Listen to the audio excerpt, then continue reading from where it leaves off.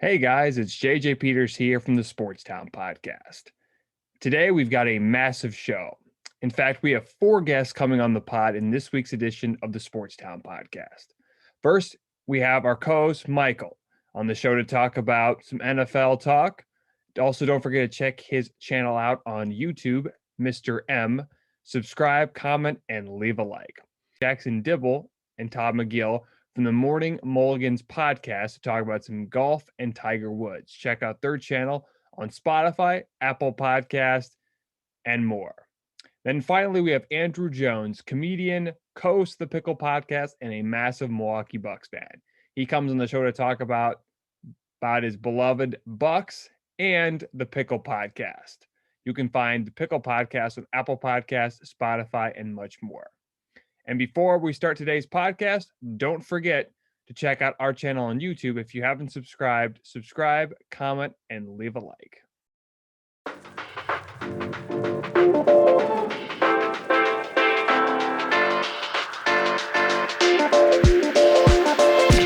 Here we go.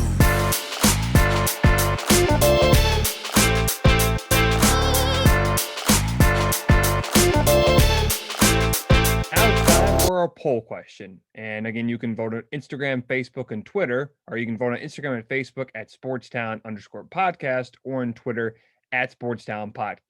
And the question was, will Tiger Woods ever play professional golf again? 77% of you guys said no. A little shocked by that because I think it's because he's Tiger Woods and he's one of the greatest golfers and greatest athletes of all time. So I'm a little shocked you guys was overwhelmingly said no, but again, we'll see what happens. I don't know if he ever will, but I think there's a good chance he will because he's Tiger Woods. Again, thanks for voting. You can vote on Instagram and Facebook at Sportstown_podcast or on Twitter at SportstownPod.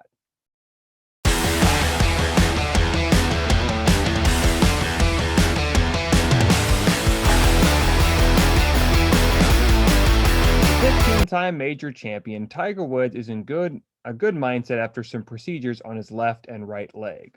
Woods was moved to Harbor UCLA Medical Center to Cedars-Sinai Medical Center in LA, California. The doctors placed a rod in his tibia and both placed screws and pins on his foot.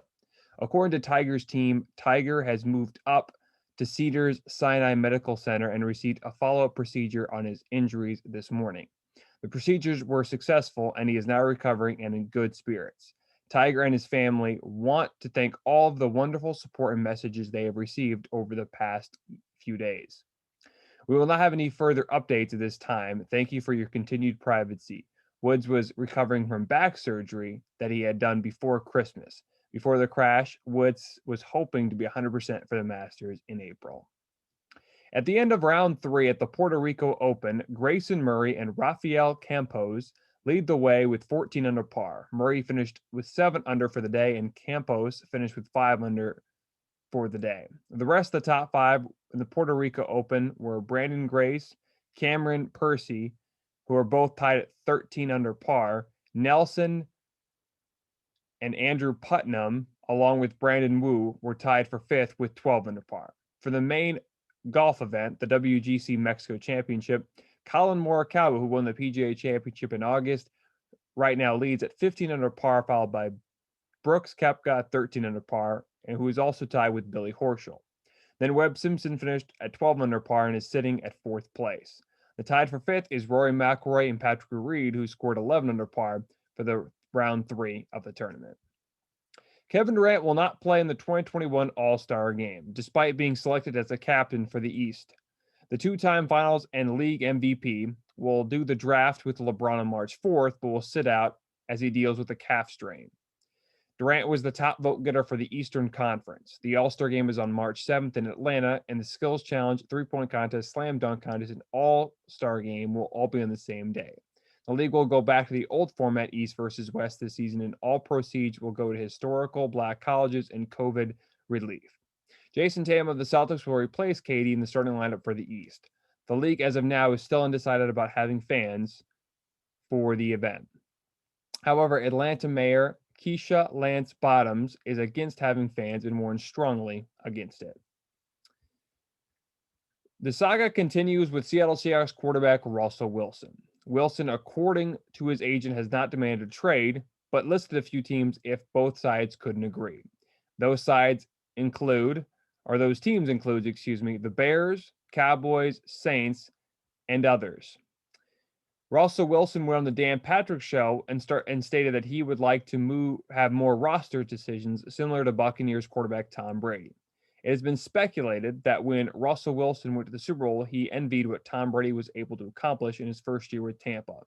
Russell Wilson's agent has stated that the 2020 Walter Payton Man of the Year gets traded, he would have his preferred destinations, who we just talked about.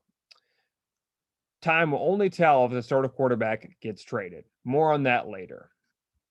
Rose Namajunas will get one more chance for the fight for the strawweight title. It was first reported by Ariel Helwani of ESPN.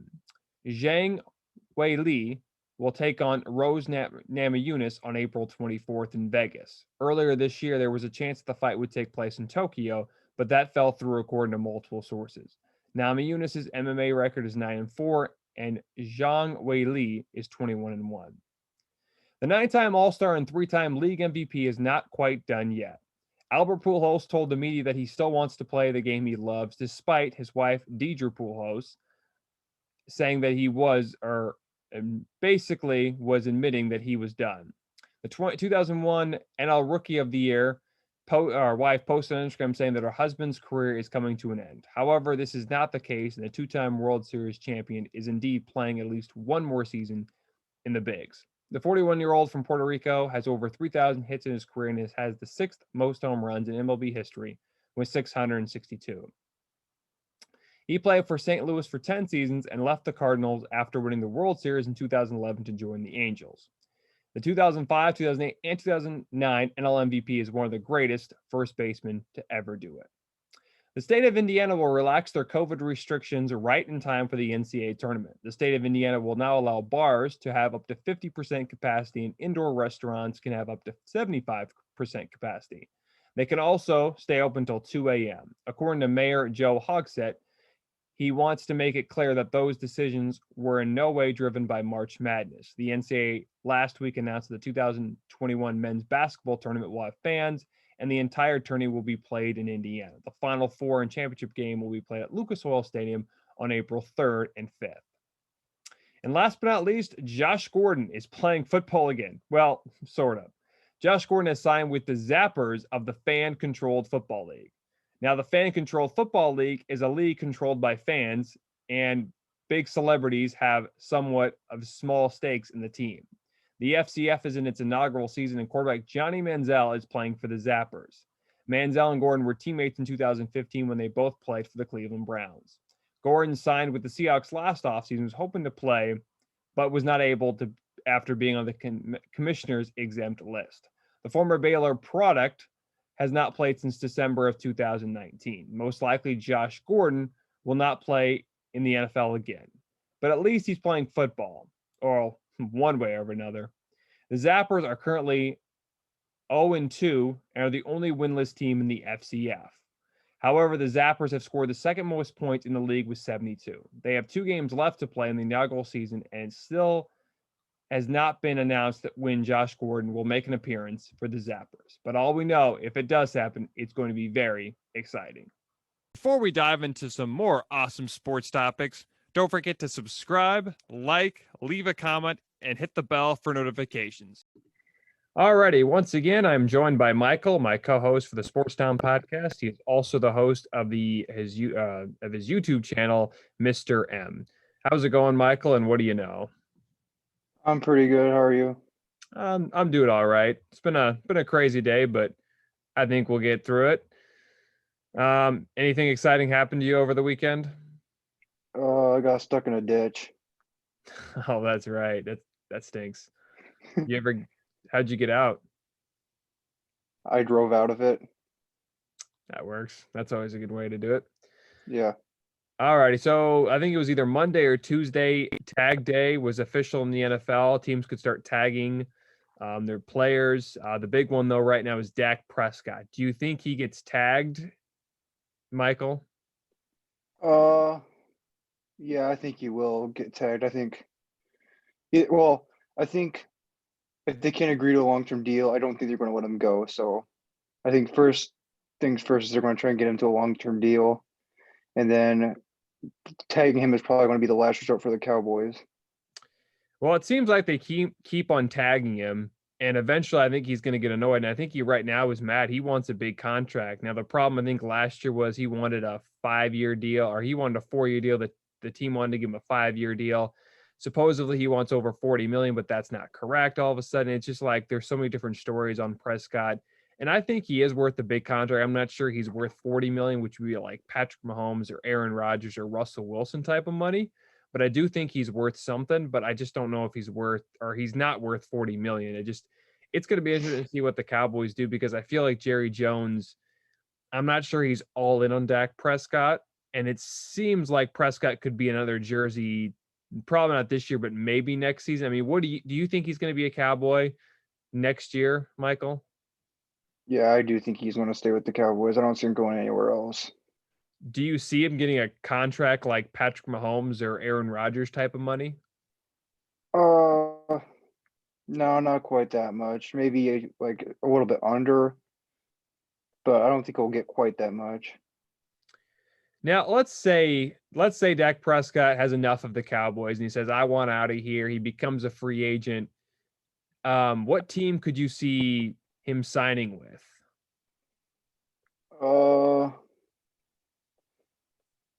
I think the Raiders are definitely an option. I think that probably would be the most likely for me. And then others. Oh, sorry. What was that? And then I was going to say other options. I think the Bears could definitely be another team that goes out and tries to get him too. Yeah, it seems like the Bears are always one quarterback or one piece away, and that piece is normally a quarterback. The Raiders make a lot of sense because I think they're ready to move on from Derek Carr. And to be honest with you, I would too, because I don't think Derek Carr can really get to that next step. I think he's a good quarterback. I just don't think he can get you to that next step where you can be a consistent winner.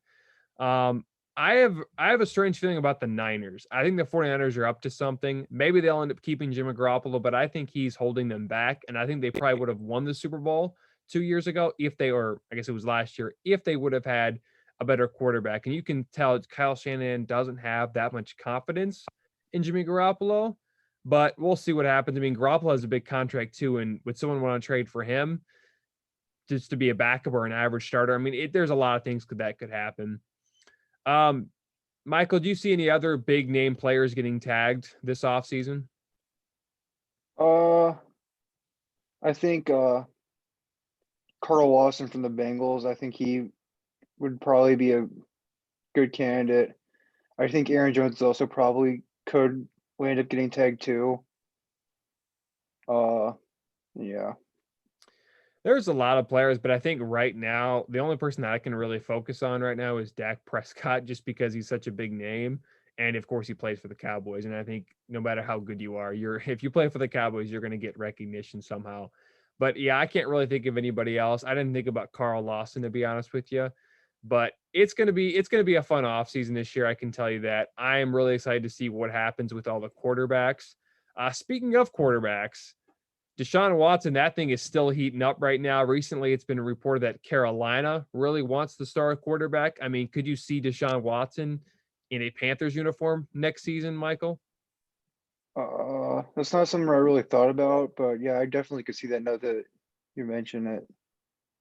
Well, my concern is they would likely have to give up at least 3 first-round picks. Then they would have to give up Christian McCaffrey. And then basically the Panthers, after McCaffrey, have nothing. I mean, you saw Bridgewater. He was a really good quarterback in New Orleans.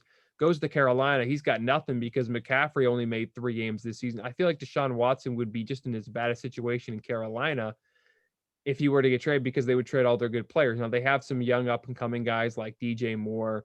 You know, that defensive line, I think, is going to be good in a few years. But that offensive line, not great. They don't have a lot of options at wide receiver other than DJ Moore and Robbie Anderson. I mean, they have no tight ends. I mean, I just don't see how Deshaun Watson can succeed in Carolina if they don't have McCaffrey. And you also have to look at it. They would have basically no picks. Now, I don't know if they would have much cap room they would have after giving or going up for Deshaun Watson, but they wouldn't have a lot. And I just don't see how Watson could take a Panthers team that's basically like a Texans team if they give up all their assets. I mean, do you see any other team, or do you see that if the Panthers were to trade Deshaun Watson, do you think they'd have to give up Christian McCaffrey, Michael? I think either that or a bunch of first-round picks.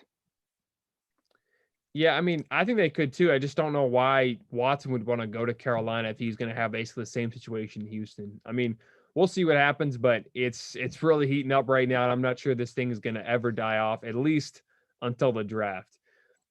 Free agency, of course, is right around the corner. What big names right now do you expect to be headed to a new team next year, Michael? Well, I think obviously the biggest one is J.J. Watt. A lot of people have been saying the Browns. I could actually see him going to the Patriots or the Bucks. Yeah, I mean, if he wants to get another chance at a championship, I mean, the Chiefs make a lot of sense. The Steelers, of course, they don't have much money.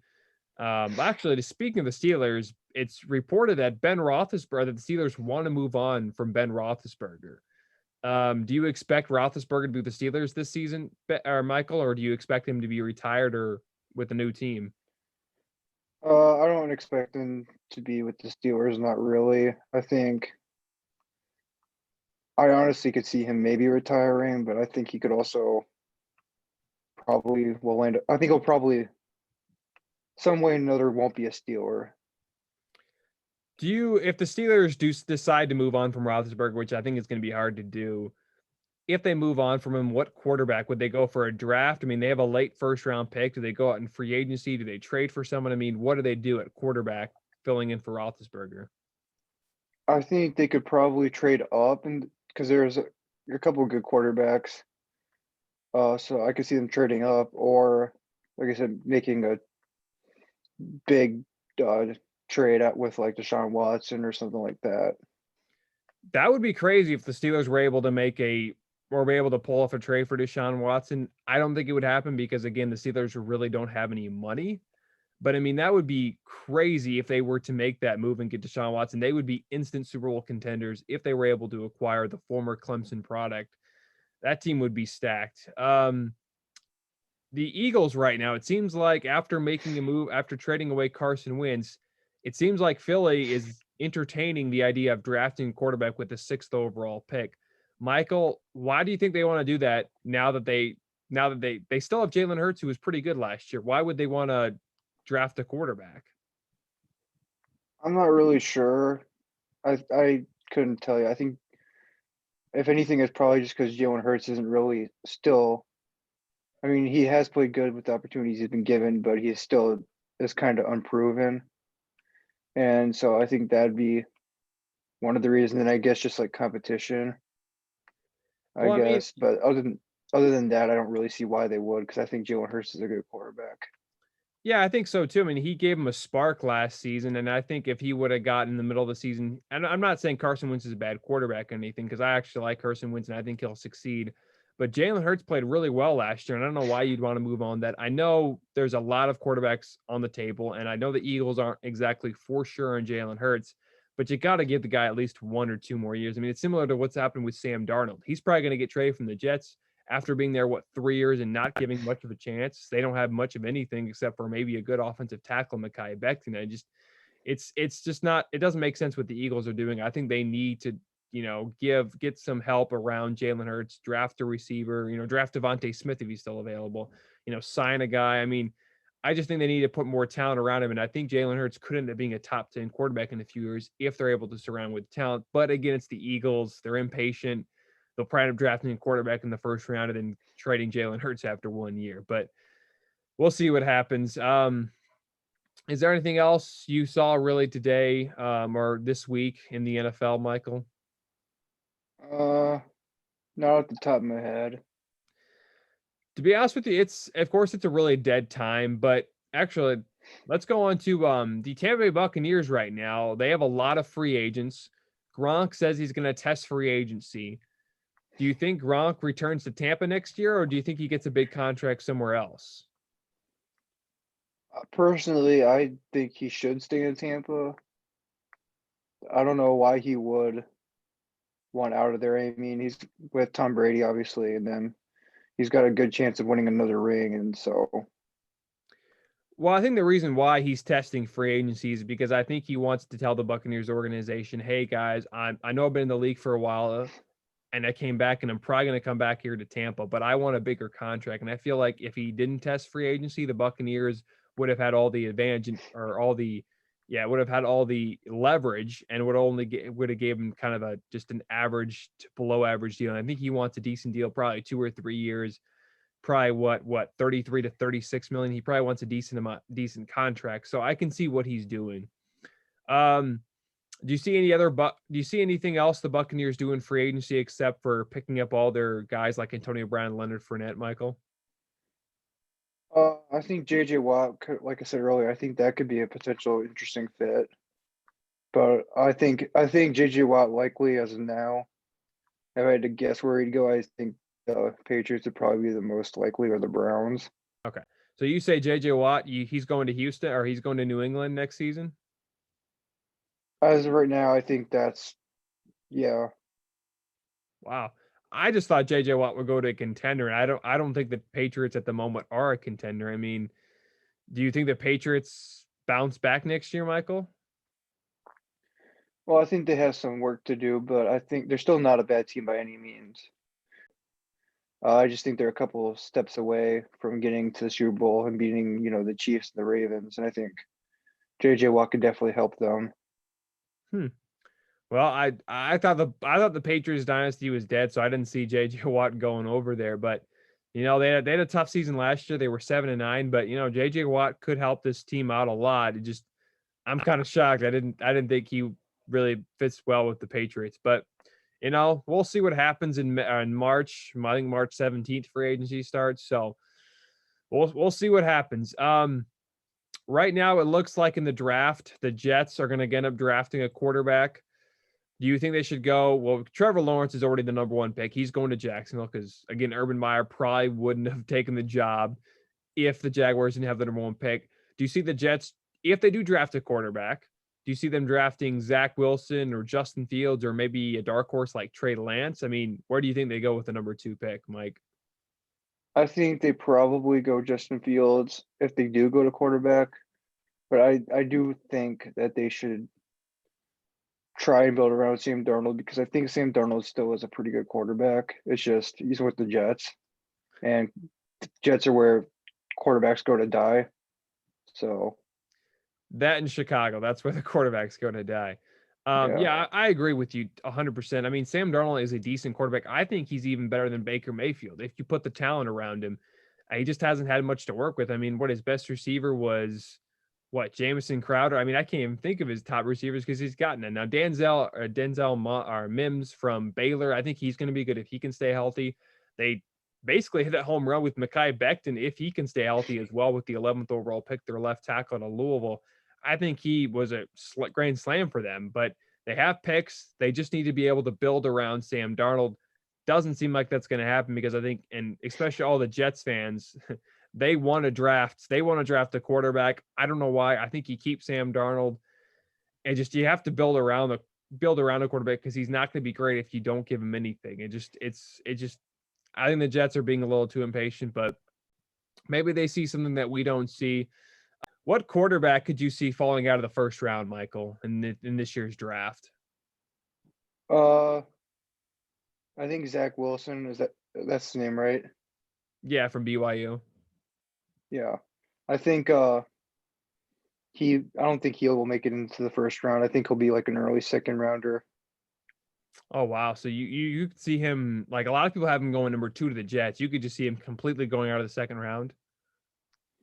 Yeah, that'd be my biggest surprise draft move, because I think Justin Fields will probably go in the top 5. And wow. Okay.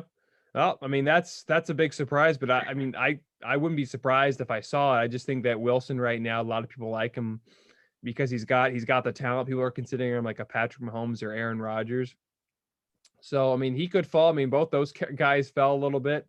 We'll see what happens. The one quarterback that I could see falling out of the draft would probably be, or the first round, would probably be Mac Jones, maybe. I know a lot of the Alabama quarterbacks have gone the first round, but it seems like they don't succeed just because the team that they go to isn't as stacked as Alabama is. because he had so many weapons. I mean, he had Devontae Smith, Jalen Waddle. He even had he just had so many weapons, and he had a good running back in Najee Harris. He just had so many options. So I could see him falling out of the first round, and with Tua's struggles in Miami in his first year, I could see that happening. A lot of people are like, oh, we don't like what we saw from him. Maybe Justin Fields falls out of the first round just because of Ohio State quarterbacks have struggled. And it seems like there's a narrative on Fields that he could fall. We'll see what happens. There's a lot of time. We still have to see everybody's pro day, but I mean, a lot could happen from here to April 29th when the draft starts. Before we end the conversation, Micheal, can you tell us more about your YouTube channel and what's your plans as of now? I got some pretty cool stuff lined up that you're gonna have to wait a little bit to see, but if you subscribe, you'll find out what it is. Okay. Guys, don't forget to check his YouTube channel out, subscribe, leave a comment. All right. Thanks for coming on the pod, Micheal, and have a wonderful day. You too. All right. I'm pleased to be joined by Jackson Dibble and Todd McGill of the Morning Mulligans Podcast. How's it going, guys? Good. How are you?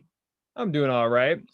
So I got a big tournament this weekend, but first, the tragic news of Tiger Woods getting in a crash. Thankfully, he's still alive. Everything's fine. What was your guys' first reaction to what happened to Tiger? First reaction, I just pray to God it wasn't a relapse of what happened before. Yeah. Everybody knows he's been through everything you could really think of. But so far what we've seen, it's not a relapse. It's just a freak accident. Crash. Yeah. Yeah, it was really sad because I got the news on Tuesday and it startled me, and I was kind of hoping that nothing was wrong or anything like that. Do you guys think that Tiger will ever golf professionally again, or? I don't think so. I hope, but I think at this point, just him being able to get back to some semblance of normal life is all we can hope for right now. Just to be able to play golf with Charlie again. And live without any kind of, disability or, whatever like that, I think is the biggest part. Yeah, no, I agree with them. It's really scary what happened. If you look into the details and the surgeries and everything that he had to have, I don't know if he'll play golf again. I really don't. He'll definitely have some kind of remembrance, maybe hitting the first tee shot at the Masters with Jack Nicklaus and people like that. But it's really hard to say now if he'll actually compete again. Yeah. If he ever does compete, do you think he ever gets another major or gets another win under his belt? It's hard to say. I've been telling him I don't think Tiger will win another major, just simply because I feel like he doesn't play enough, and that may be just because of his back and how it's doing right now. But I think without this happening, I think he could have came back and won a normal tour event. For sure. Yeah, and it's just crazy when he won the Masters back in 2019. To be honest with you, I had never seen, when I started getting to golf, Tiger Woods was not the same guy he was in the early 2000s. And, it was the first time I ever actually saw Tiger win an event. So it was pretty crazy to watch. Speaking of Charlie Woods, his son, do you think Charlie will have the career or somewhat of the career as his dad did? Oh, geez. His dad's, in my opinion, literally the greatest golfer of all time. Sure, we'd love to see that, but to live up to the standard of literally the greatest of all time, that's as hard as it gets. I definitely think he'll be on tour and he'll have a good career and he may win a few majors, but that kid's already gone through a lot in his life and now he's going through more. So, maybe it'll be motivation for him to really just be like his dad and get out there, but I think he'll do a great job. I don't know if he'll live up to his dad. Yeah, I'd like to see him on tour at least. I don't even know what his aspirations are at this point, if he's even going down that career path or not. But that would be really cool to see. I feel like that'd be the first really time we've seen that, as far as a dominant player like that, his sons or whatever coming up behind him. I feel like we haven't really seen that much. Yeah, no, at least on the golf side. Yeah, the first time I actually watched Charlie Woods, I think, was at the when he golfed with his dad, and he was really good. Like, I didn't realize how good he was, and Man, he had some nice shots, that was for sure. Mm-hmm. So this week the WGC Championship is on. Do you guys have, or do you like any guys to win the event, or? Yeah, if you listen to our podcast, we go through a lot of our picks to who we think is going to be maybe outright winners or just top fives, top tens, et cetera, like that. But we were both really big on Cameron Smith this week. Yeah, we were. He's got off to a good start. Yeah, he's on a huge uprising right now. We think he's an amazing golfer. He's an Australian golfer, and we're really confident. We're confident in a lot of other guys too, but we were both agreed that we think he's really going to get it done right now. Mm-hmm. All right. The Masters is coming up in about a month and a half. I know it's a little early, but do you guys have any predictions on that tournament? I think if Jackson had his pick, I think Mark Leishman would be would come away the winner. It's my favorite golfer. We're probably pretty high on Cam Smith in that tournament too. I think he finished second last year in 2019. Of course, it wasn't even close against DJ, but it's certainly a course that he likes. I think Xander Schauffele's probably another one that probably likes Augusta pretty well. Brooks Koepka, he's probably another one. All the big guys in the world love Augusta. I think you're missing out on who I really think is going to win. I think Jordan Spieth might make his official comeback to the. You've been seeing the past few weeks. He's been doing really well, and to see him come back and his actual first win in a while be the Masters, that'd be historical. I feel like. Yeah, that would be. It'd be amazing. That's kind of where we saw his career kind of fall apart, right? And where we kind of lost him was, he had that big gaff coming down on Sunday. I don't even remember what year that was. 20. Yeah, like 2018, I think. Yeah. But that would be an awesome comeback. Yeah, I like watching Jordan Spieth, and I think it was in 2015 he won the Masters, and I don't know if it was the U.S. Open or the Open Championship. He won one of that years, and then 2017 I think he won the Open Championship, and he was really good that year. And then it seems like he hasn't got to that same level. From what I've heard, he's kind of started chasing distance a little bit, and that works with some guys and it doesn't work with others. There's been people like Padraig Harrington that started chasing distance after he won 3 majors, and he really was never the same again. And I don't want that for Jordan Spieth, but for a while it seemed like that's kind of the road he was heading down. But it looks like he's, like Jackson says, he's starting to get his game back. Yeah. Yeah, I sure hope he gets at least one more major. So do you think there's so we've got 4 more majors to go this year. Do you see any newcomers, or what newcomer do you think has the best chance to win a major this year? Honestly, Cameron Smith again. He's not necessarily a newcomer, but I think he'd get a major. And maybe, the hot topic right now is the rookie Will Zalatoris, right? Yeah, now. for sure. Will Zalatoris, he played in the U.S. Open last year.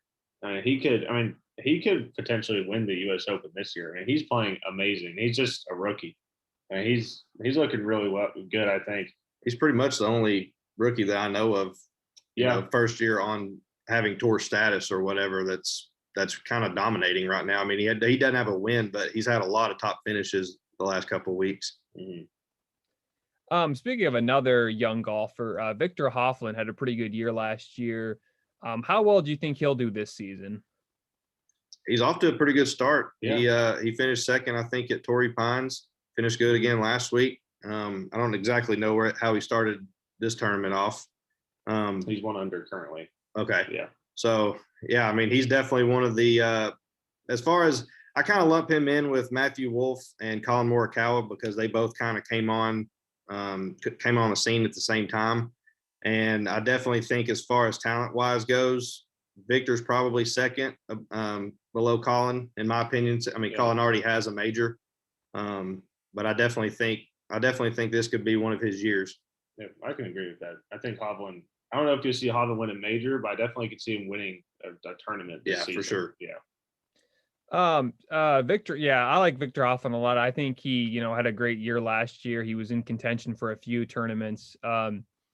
There's another guy too. He's not really a newcomer. He's been around for a while, but it seems like he's so close but never can win. Tony Finau. Yeah. As soon as you started saying it, I figured that's who you're going to say. It seems like almost every year every tournament, he's so close to winning top 5, top 10. He was really close last week, couldn't get it done. Do you expect him to possibly win any type of tournament within the next month or so? Actually, I mean, yeah, I think so. I mean, I really think Tony Finau might have a shot. Like you said earlier, might have shot at the Masters, maybe. I mean, he's played really well there before. I mean, he's literally like the king of the top fives, and now he's getting close to the king of the runner-ups. Yeah. I mean, it's hard to watch sometimes, and he's such a good guy, and everyone's pulling for him. I'd love to see him win the Players. That's in 2 weeks. I would love to see him win that. He has a good chance there, I feel like. Yeah. Yeah, I mean, he's probably my second favorite golfer. I mean, it just seems like he's so close and just can't get it done. Speaking of the Players Championship, do you guys have any predictions on who wins that or who's going to be in the running for that tournament? I think if Rory can get his putting, under wraps, that's kind of been his Achilles heel, I think, for the last couple of years. He's already won the Players once. I think once he gets on some greens that he's comfortable with, I think he's going to be a force to be reckoned with. John Rahm's probably another one you can look at the Players. He was in contention, I think, last year, or not the year before that, because last year got canceled. Oh, right. So in 2019, he was in contention on Sunday and kind of let it go coming down the stretch. But I think he's another one you can probably look out for. He feels like another guy that's kind of on the verge of getting another win. Yeah, I can see that. I feel like Jordan Spieth honestly might be a contention this year. As long as I haven't seen the field for it yet. I'm not sure if he's playing, but if he is, I feel like he could be in there. And another one, I kind of feel like he's a young guy, as Joaquin Niemann. I mean, he's kind of a streaky golfer, but that kind of course kind of suits his game. And if your putting's on it, then that course is all about putting. Yeah. I mean, ball placement and putting is really what it's all about there. And Joaquin Niemann, if he's on, then he can get it done. Yeah, he's a great ball striker, and that's the kind of things you need to get around TPC. So, yeah, I think he's probably a good safe pick too. All right, this is kind of a random question a little bit. The top 5 world golf rankings right now, Dustin Johnson is number 1. Do you agree with that ranking, or do you think there's another guy somewhere in there? Or I agree. Yeah, it's hard not to. Dustin, I mean, he dominated the Masters in November, and then he just won in Europe 2 weeks ago. Mm-hmm. I mean, and he's always contending, it seems like. I mean, it's really hard to argue against it. I mean, anybody can get beat on any given day, but Dustin Johnson's so hard to go against right now. He really is. I think John Rahm's number 2 right now, and I think that's very deservable for John Rahm. But Dustin, I definitely think, is number 1. Yeah, he just went on such a good run last year. He just kind of asserted himself a little more than everybody else. Do you expect him to win another major this year, or? I could see it. Yeah, I could definitely see him winning probably the U.S. Open. Yeah, I think he's a guy that, he adjusts his game, based on the courses that he's kind of playing. So the tougher golf courses, he kind of dials it in a little more. And I think he's due for a U.S. Open. I agree. Do you expect Bryson DeChambeau to bounce back and maybe get another win here in the next few months, or? That's kind of hard to say. I mean, his golf game is so up for talk right now. I mean, some people hate the whole just gouge the golf course and try to get there as soon as you can. But I'm personally not a big fan of Bryson's game. I like the classic, just do what you're supposed to do. Like Spieth and Tiger and Justin, like just guys like that. It's just classic golf. I think Bryson will definitely get a win this season. He's really struggling right now. His driver is putting him all over the golf course right now. Yeah. But I mean, I could see it because his putting is pretty good. I mean, I don't necessarily know if it'll be a major. I don't necessarily know what tournament it will be, but I mean, I could see Bryson winning sometime this season. Yeah, I think if he's going to get some more wins, he better get them soon, because if he keeps swinging like he is, I feel like some injuries are soon down the road. Yeah. I mean, because even with, going back to Tiger, he pushed his body to the absolute limit, and it ended up, I wouldn't say it cut his career short, but it definitely hindered it. Yeah. And I think if Bryson continues down the road he's going, I think he's going to end up kind of in the similar situation. Yeah, it kind of seemed like after he won the U.S. Open, he didn't get, he kind of cooled off a little bit, and that's when kind of Dustin Johnson went through his run. Mm-hmm. Do you guys have any surprise picks for this week at the tournament, at the WGC Championship?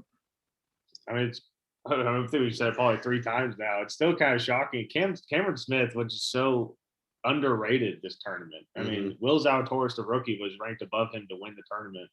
And I just don't see how. Cameron Smith, he's just lighting up around the greens. His wedge game's amazing right now. I feel like that's pretty surprising there. And we had a few other ones for sure. Yeah. I could definitely see Xander Schauffele pulling out this week. Yeah, he's got a little bit to go. I think he's a couple under for the day, so he's got some room to make up. We all want Finau, but who knows if it's going to happen. Yeah, Xander Schauffele, I think I predicted him to win the Masters last year. That didn't happen, but I could definitely see Xander Schauffele in the running. Was there anything else you guys want to talk about your podcast or anything like that? Or we've been doing this for 3 or 4 weeks now, publicly been doing it. I mean, we're really enjoying it. It's we're the Morning Mulligans Podcast. We go over our FanDuel golf picks every Tuesday, and then we go over our single bets and matchups on Wednesdays. We're gamblers, so we enjoy helping other people make money, hopefully. Yeah, on and off the golf course. Yeah, it's I mean, we really enjoy it. We just kind of talked about it for a long time, probably almost a year, and then we decided to finally do it, and we're really enjoying it and growing at a decent speed. It's a lot of fun. We like it. Yeah, I think we're, it's kind of soon to say, but we're kind of hitting our stride because we have been doing this for a couple months off air. And, last week, I think we predicted the all top 4. We did. Yeah. The whole top 4 we got right. It was definitely a milestone for us. And we're hoping to do it again this week, but yeah, it's only the first day of the tournament. So a lot more golf to go. Yeah. Luckily with our with our lane that we're in, you gotta kind of be successful and help other people, or you're not really gonna, grow. So we're hoping we can keep the ball rolling. All right. That's the Morning Mulligans Podcast. You can check them on Tuesday and Wednesday, right? Sure. All right. Don't forget to find podcasts. Yeah. Okay. And then don't forget to subscribe, review, and rate. All right. Thanks, guys. Thanks for joining us. Appreciate it. Yep. All righty. I'm pleased to be joined by Andrew Jones, the co-host of the Pickle Podcast, comedian, and massive Milwaukee Bucks fan. How's it going, Andrew? Oh, it's going good. We won last night. I'm feeling great. Yeah. So speaking of the Bucks, they get a big win on Thursday night at the time of this recording, or I guess it'd been the night before because we're doing this on Friday. They get a big win despite not having Drew Holiday. What did you think of the performance by the Bucks on Thursday night, Andrew? I'm disappointed every time I see him play because last year we were almost barely losing ever, and now we're losing all the time to random teams. So it's frustrating, but we got the win last night, and Giannis played good. He's like the only one that's been doing that lately. So I was happy about it. Get that W.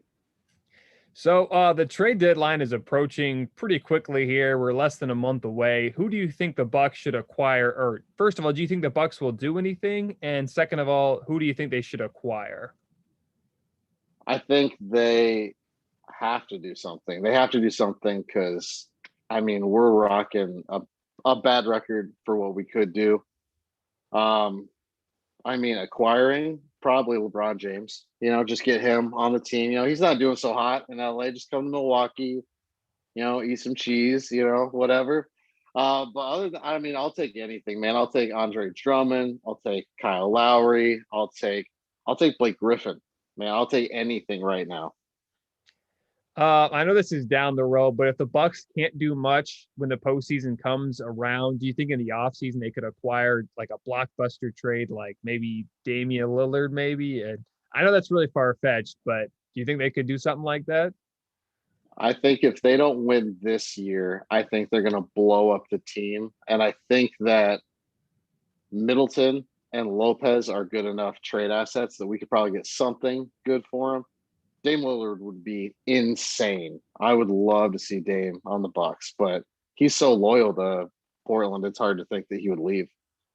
Well, I don't know how well this trade would work because they traded so much for Drew Holiday, but could you see him trading like Brooke Lopez, Chris Middleton, DiVincenzo, Pat Connaughton, probably 3 first-round picks in 2024 through like 2027 and 2 second-round picks for maybe Dame Lillard and Yusuf Nurkic and like Gary Trent Jr. something like that. Oh, I would take that. I'd be fine with that. I mean, we need to win now or Giannis leaves. Even though he just signed, like he could always demand a trade. So I'm down to throw the kitchen sink at it. DiVincenzo is going to be a big, because he's so young, you don't know what he's going to do. I think that's a huge trading piece. So is Middleton. Lopez, if you don't actually watch the Bucks, he's probably a good trading piece. But if you watch him, you know he doesn't do anything but stand at the 3 and just shoot whatever he feels like whenever he wants to. It's not a good thing to have on a team. But I would love Nurkic. I love Nurkic. So I would love him and obviously Lillard or even McCollum. I mean, something.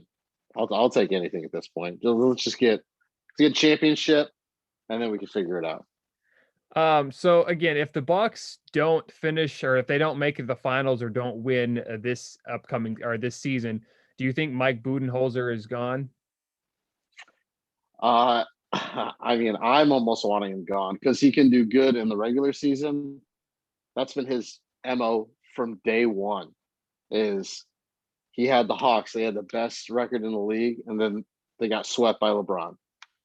Bucks were the best record in the NBA 2 years in a row and got knocked out. I mean, I know you can blame that a little bit on Giannis not being able to understand that they're going to build a wall in the playoffs and you need to pass. You can't just run through that. But yeah, I definitely think he'd be gone. I think we'd scoop up whoever gets fired at the end of the year, you know? So I don't know who that would be, but I could see that happening for sure. Maybe bring back Jason Kidd. Maybe, I don't know. That probably would. You probably wouldn't like that, but wouldn't be. I love him. Like I love Jason Kidd, but he was a horrible coach. I mean, he was the one that first said, "I want Giannis to play point guard." So that was cool, but our record did not. Like as soon as he left, we got better. So I don't know. I like him, but not as the coach. I won't. I'll take Phil Jackson. Actually, that's who I pick. There is a few decent assistant coaches around. I think was it Chauncey Billups is an assistant with the Clippers. I want to say Kenny Atkinson is assistant as well. There's a few other really good assistants that I think could get the job, and maybe you could get someone in TV, maybe like with Stan Van Gundy last year when he went to New Orleans. There's a few other options, but we'll see what happens. You know, the season, we still got a lot left to, or the season is still, we got a lot left to go. So we'll see what happens there. Yeah, the main thing is taking down the Nets, man. That's going to be our biggest thing right now. Is it's hard to beat a superstar team like that. We need to match that superstar team with something. Do you think right now, it's probably no, but do you think the Bucks could beat the Sixers, or not the Sixers? Do you think the Bucks could beat the Nets right now if the playoffs started today? No.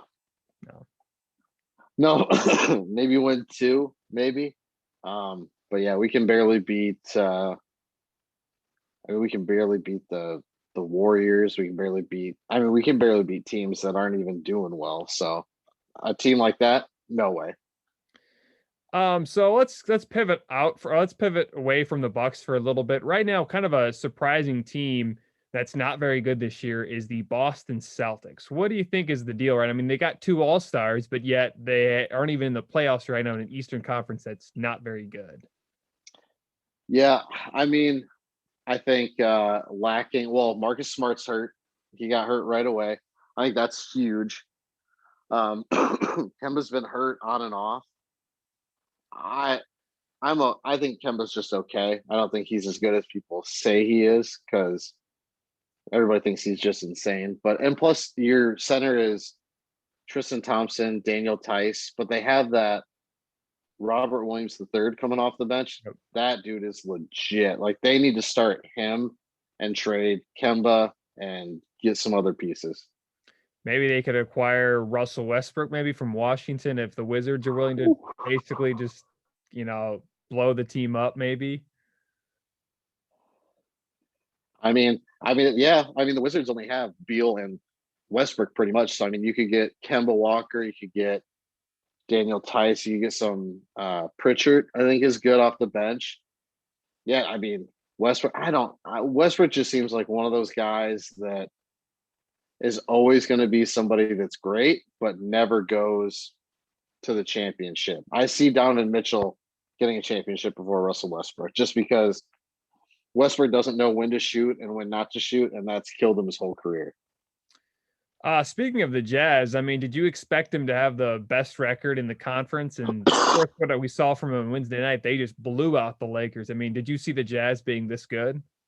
No, and I don't understand what happened, because they didn't do anything. Like, they didn't add anything. Just Mike Conley's actually playing good all of a sudden. And I love the Shaq Mitchell thing, where he basically said, I don't ever expect you to win a championship. I love that, because Mitchell's response was, okay. And he just said, let's go. I'm going after it now.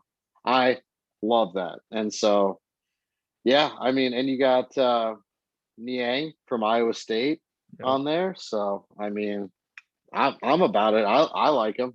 I think they're good. Do you think Donovan Mitchell should be considered for the MVP voting right now? Because not a lot of people are considering him to be in that, but I think with how well he's played this year, he at least should get some consideration. For MVP, I mean, he's maybe 8th or 9th, probably on the list for me, just because Mike Conley's so good, and Gobert's good, and Boban's good, and I mean, MVP race this year, I have no idea. I don't honestly know who's leading, because Steph Curry is averaging better numbers than his MVP season, and he's not even in the talk. And he's leading a team that isn't that good, honestly, to a pretty good record, honestly, for what they have. Yeah, I think right now Joel Embiid is the leading candidate for MVP. But you don't agree with that? No, I mean, he's great. I just don't like him. I've never liked Embiid. His rookie year, he used to go to like cities and tweet like horrible things about that city. So I remember one night he went to Milwaukee and he said, can't wait to get out of this like dumpster city that smells like trash or something. And I was like, what are you doing? They were awful. So I don't like him personally. He's playing amazing. I've always hated the Sixers. I know a few of my buddies, Aaron Moeller, he's a huge Sixers fan, but I hate him. I absolutely hate the Sixers. So I hope he doesn't get it. I would much rather see LeBron get it. Like, I mean, obviously I want Giannis to get it a third time, but they're not playing that good. But I say LeBron, man, he's like 47 years old and he's doing this. I mean, my knees at 33 can't do anything he does. So I don't know. It seems like LeBron was in the NBA or is like number one. And then after Anthony Davis went down, the Lakers have, completely fallen off. And I feel like that's going to really hurt him if he can't, do much without Anthony Davis. So I feel like Anthony Davis should be in the consideration for MVP, but we'll see what happens with the writers. Cause I feel like he really if you ever listen to Dan Patrick, he was talking about how he thinks LeBron really wants the MVP this year. He really wants it. He wants to get that fifth. He wants to tie Jordan for league MVPs. But I mean, with the way he's played the last week or two, ever since Anthony Davis went out, he has just not been the same. So I don't think he should be considered the front runner. I just think Joel Embiid, because of that, is the top. But it's not saying LeBron's playing bad. It's just that he's not been the same as Joel Embiid. Do you have any more to say about that? Well, I feel like Lakers team right now is exactly like the Cavs were the very last year before LeBron left, where it was like Jose Calderon as the point guard with Tristan Thompson as this, like just a team that should never have gone to the finals and LeBron led them. But I mean, one person that we need to talk about is Jokic. He is killing it right now for the Nuggets. It feels like, though, the Nuggets aren't having that same season they did last year. And maybe it's because, Jamal Murray has not been the same. And I think he's been a little bit injured or banged up. Yep. But I feel like he's similar to Curry. I don't think he's going to get that same recognition just because the Nuggets haven't had that same success as like guys like Joel Embiid has had, and even guys like Donovan Mitchell. But I think Jokic has been having a great season, so we'll see what happens. I think speaking of a team that is struggled, and we all thought they'd be really good, is the Miami Heat. I mean, they did such a great job in the bubble, took the Lakers to 6 games without a healthy Bam Adebayo or Gordon Dragic, and they've done not this. Their play has not been great. What do you think is the matter with the Miami Heat? I think they figured out Duncan Robinson. I think they figured out Tyler Hero's game. I think that, well, Jimmy Butler's been gone for a long part of the season because of, I think it was COVID, I think, or maybe it was an injury. I can't remember, but I think they'll get it together. I don't think they'll do as well as last year, but I mean, Jimmy Butler's the man. So I'm sure they'll figure it out, but I think they were so unexpected that no one understood what was going on. And they could just, boom, Tyler Hero, boom, Duncan Robinson. Now they know that, so they stop those. And then they say, Jimmy, you score all the points, and he can only do so much. Before we switch topics, who do you like? I know it's really early right now, but who do you like for the finals matchup, and who do you like taking the NBA title this season? Who do I like, or who do I think is going to be there? Who do you think?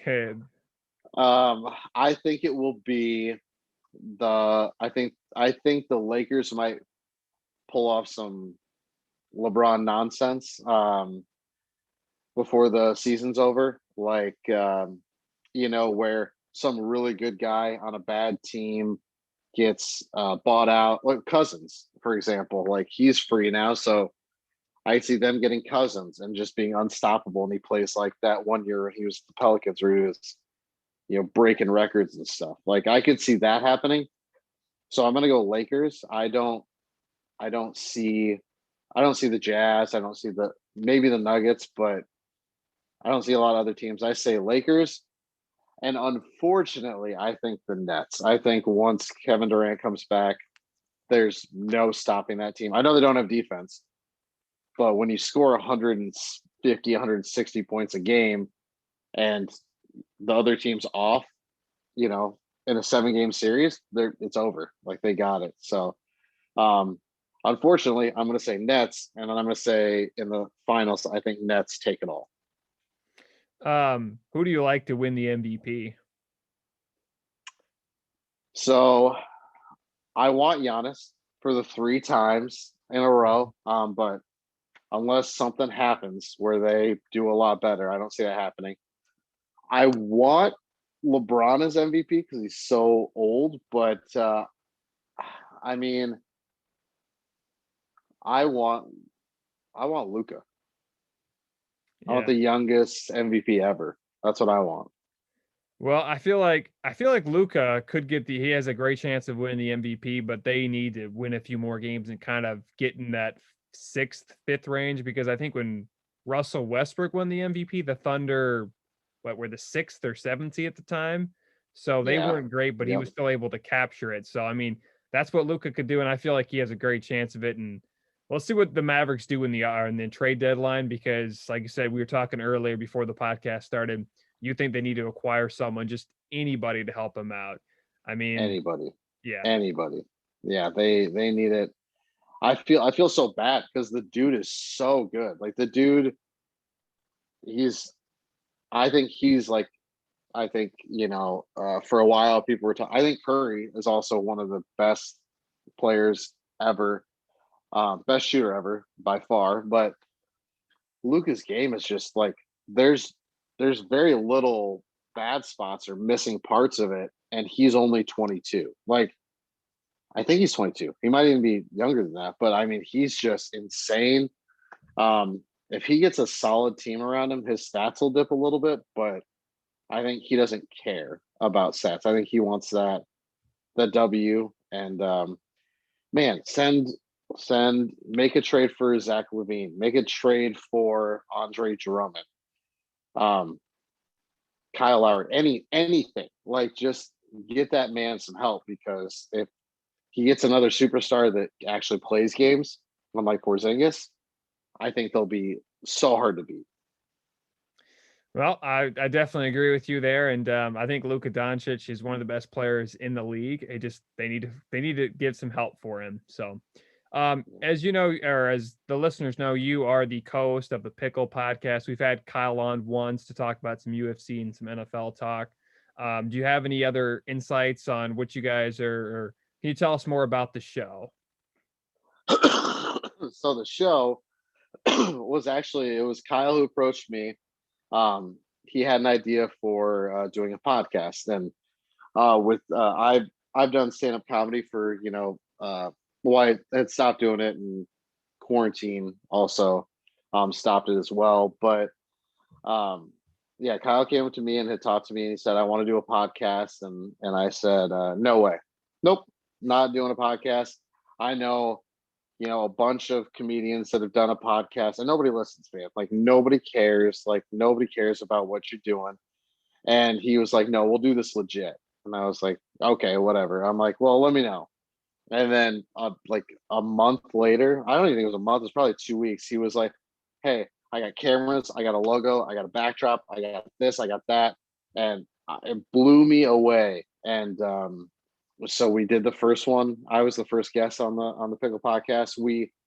What we do on the Pickle Podcast is we interview a guest, usually a local person doing something that we feel like people should know about. We just had Young Creatives on, who's a duo that are filmmakers, photographers, artists, and I mean it's incredible how they're super young. They're doing big things. We had Tone DeBoss, who's a local rapper who's blowing up right now, honestly, and he's all over Spotify. We had Taylor Case, who's doing a cooking show. We've had me on, but yeah, it's been awesome, and Kyle's worked super hard on it.